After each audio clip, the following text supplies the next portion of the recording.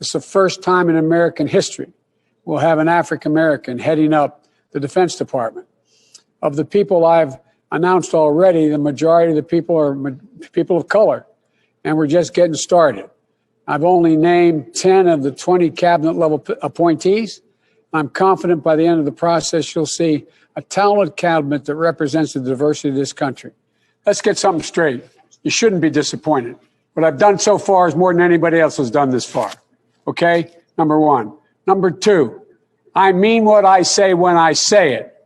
I mean what I say when I say it. I'm the only person who's ever run on 3 platforms that I was told could not possibly win the election, and I never ceased from it. One was on restoring the soul of this country because of what I saw happen in Charlottesville. That was it. No one else was talking about it. The words of presidents matter. Nobody else, no progressive, was talking about it. I did. My son Bo used to have an expression. He'd say, remember, Dad, home base. It ain't worth the job if I can't say what I believe.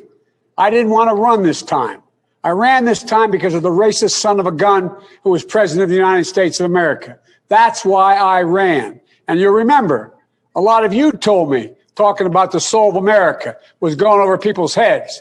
They didn't know what we're talking about. The words of a president matter. What a president says matters. And you've never seen me shy away. In the middle of the debate, I called him a racist. In the middle of the debate with him, I took on white supremacists. I'm the guy that took on every single time somebody was threatened in this country. The only white boy you know who did it, period, out there. Every single time. So look, all I'm saying here is, guys and ladies, we're on the same exact page. The same exact page. We talked about closing the racial wealth gap. That's the single biggest thing I want to get done. It's the ultimate equalizer, no matter what else happens. Because I plan on spending over $15 billion to provide for opportunity for young black entrepreneurs to get them off the ground. Black farmers to be able to own their own property. Young people being able to get their first $15,000 down payment on a home. Making sure that they have an opportunity to gain wealth. We can do all the rest of this unless the black community is able to make up the wealth gap. In my humble opinion, if we cannot make significant progress on racial equity, this country is doomed. It is doomed, not just because of African Americans, but because by 2040, this country is going to be minority white European. Hear me?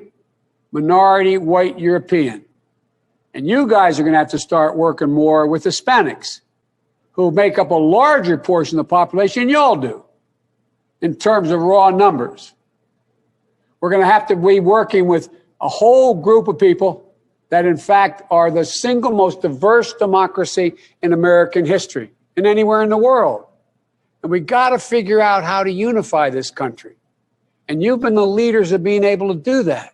Not a joke. And so there's some things that I'm going to be able to do by executive order. I'm not going to hesitate to do it.